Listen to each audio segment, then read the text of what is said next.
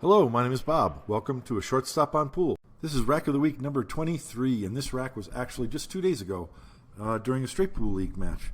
I really like this rack because I think it gives an opportunity to talk about several times during the rack where I had to evaluate some options and make some decisions. And I think when you're playing good straight pool, you're paying attention to those options and processing them real quickly. And you'll see that happen here. So it's interesting to talk about the choices I make and why. And then at the end of the rack, I'll show the break shot into the next rack. But I'm also going to show 2 bonus shots, the next 2 shots in the next rack, which also have to do with evaluating your options. So let's get into the rack. I've got a standard side of rack break shot, but I have an outside angle with the cue ball, which means I'm going to need to hit this a little bit harder than normal in order to get some separation from the rack. I have 3 options for the cue ball. The first is a high inside and try and go 2 rails to center table, but I think with today's fast cloth, it's really hard to control and I'm more likely to end up with the cue ball on the head rail. Second option is to draw back, kind of Thorsten Hohmann style. With a shallow angle, I think that's a little less controllable. The third option is a stun off the side of the rack. Now, I'm not sure if the cue ball is going to come up table or go to the side, but I know I'm going to be hitting the side of the rack and sending balls to the left side of the table and then off the side rail. So I'm very likely to get a shot into the left corner pocket or the left side pocket. Well, this is a great result, and the cue ball went towards the side rail.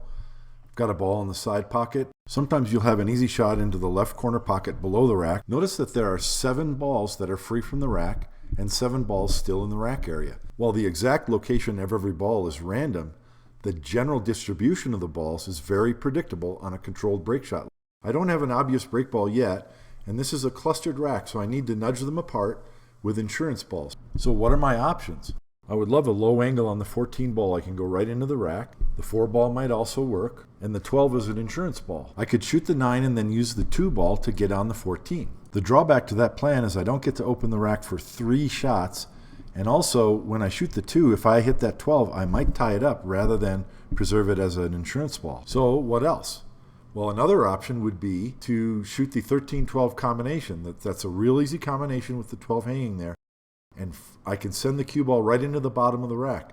I've got a pocket for the cue ball to run into. The 15 ball is going to keep the cue ball from running up table. The 13 is probably going to stay there as an insurance ball. And I get to open the rack in 2 shots instead of 3. And it takes a heck of a lot longer to say all that than it does to see it at the table and go ahead and shoot. So let's see how this turns out.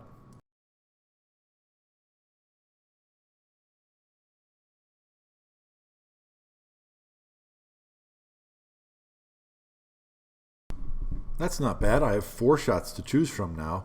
There's still a 3-ball cluster in the rack area. I don't have a great break shot yet, and the 15 ball's against the rail, a little bit of a difficult spot. So what are my options now? The first thing I noticed is I could shoot that ball in the side pocket and draw the cue ball to the side rail for the 15. The 14 ball is still there. I could get a low angle on that to go into the 3-ball cluster, or I could shoot the 2 ball and slide over. But again, that puts the opening of that cluster and the possible manufacturing of a break ball 3 shots away.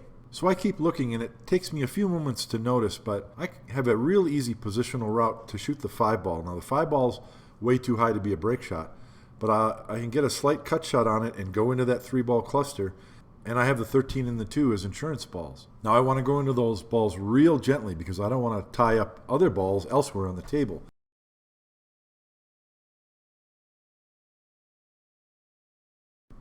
Okay, great. Mission accomplished. Every ball is now open. Now I have 2 priorities. I need to make a break ball, and I need to deal with the 15. Well, I can use the 14 and the 4 to nudge one of these other 3 balls up into break ball position. It's possible I could use the 13 to move the 2 ball a little bit and make it a better break ball. Or if I need to, I could break from below the rack with the 14 or the 7. Okay, well, what are my options for dealing with that 15 ball? The very first thing I notice is I can shoot the 13 and let the cue ball run into the 15, probably knock it in front of the side pocket, and I've got that stripe sitting right in front of the corner pocket as an insurance ball. So because I have several options for the break ball, but shooting the 13 has a nearly 100% chance of accomplishing something positive for the rack right now, that's my choice. The 15 ball didn't quite make it up in front of the side pocket, but it's in a much better position now.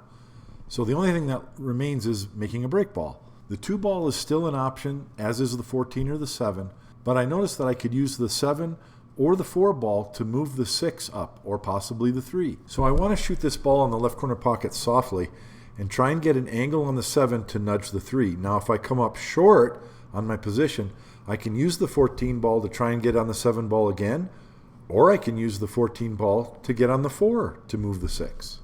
So this time I'm playing a shot with the intention of giving myself several options to choose from on the next shot. And wherever the cue ball happens to end up, I'm going to act like that's exactly what I wanted.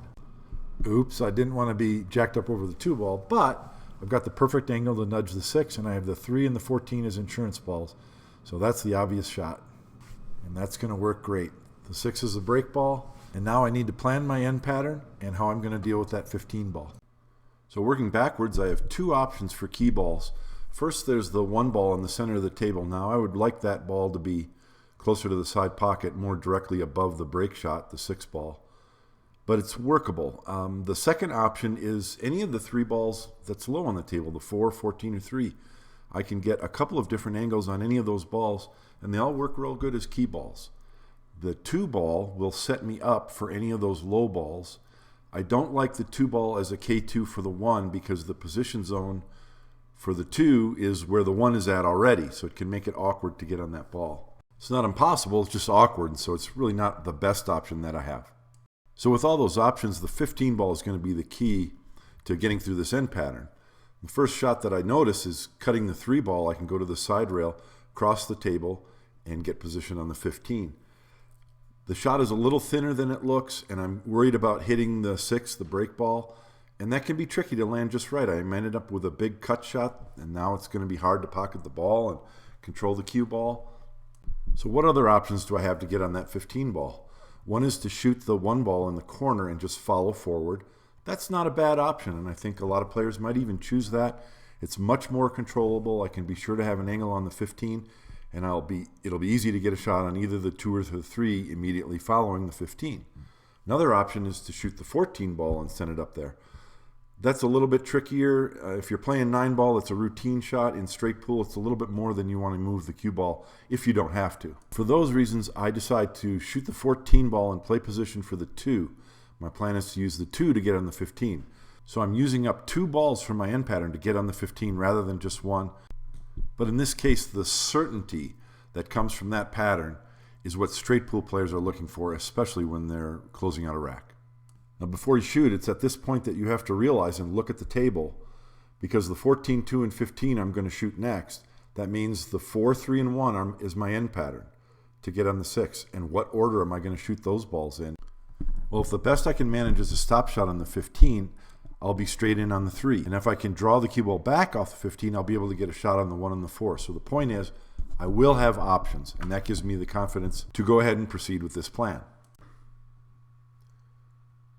As it turns out, I get a great angle on the 2 ball to stun to the side rail, and I can get just perfect on that 15. With this angle, there's 0 complications for pocketing the ball, and I'm just going to do a soft draw to shoot the 4 ball next. As mentioned, there are options from this point. I could shoot 1, 3, 4, and I think a lot of players might choose that route. The 4 ball is a really good key ball, and the 3 is a really workable K2 to get on the 4 properly. In my mind, I've already committed to shooting the 4, 3, 1. Depending on what angle I get on the 3, I can play position to pocket the 1 ball in either side pocket or the lower left corner. Now the best end patterns, of course, end with 2 to 3 stop shots, but I don't have that in this instance, and so I'm still thinking in terms of keeping my options open. And had the cue ball stopped closer to straight in on the 3, I could have positioned the cue ball next to the 6 and then either stunned the cue ball into break ball position or draw to the rail and off. With the angle I did get, I have 2 options. One is to just float the cue ball forward off the rail and try and get near the 6.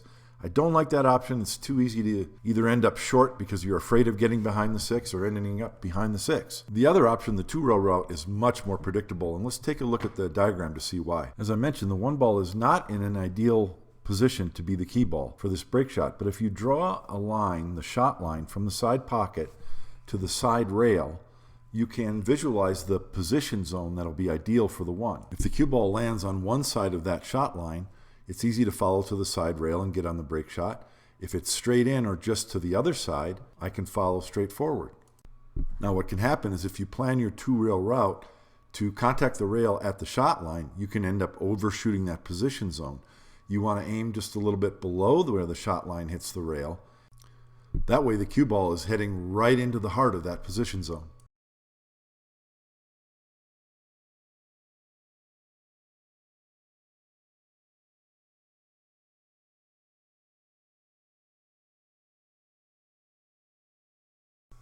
And that is how you make it look easy.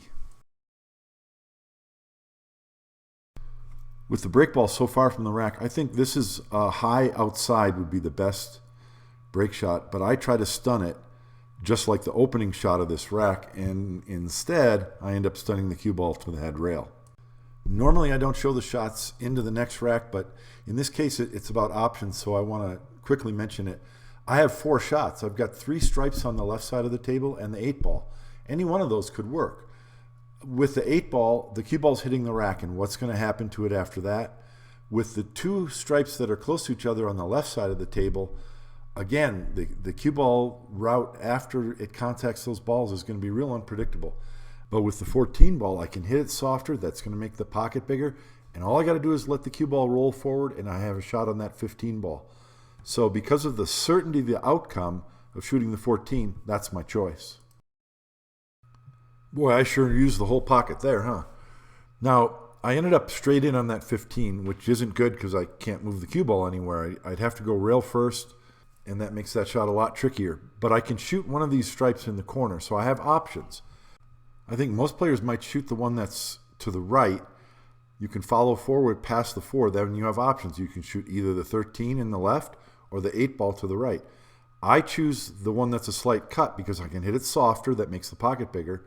Now I have an option of opening the rack with the 4 ball, which I think is better than the 8 ball, but that might come up in a future rack of the week. Thank you for watching, and I hope you found that informative and helpful. If you did, please hit the like button and consider subscribing. Check out my book, A Short Stop on Straight Pool. You can find it at shortstoponpool.com, and stay tuned for next week's Rack of the Week.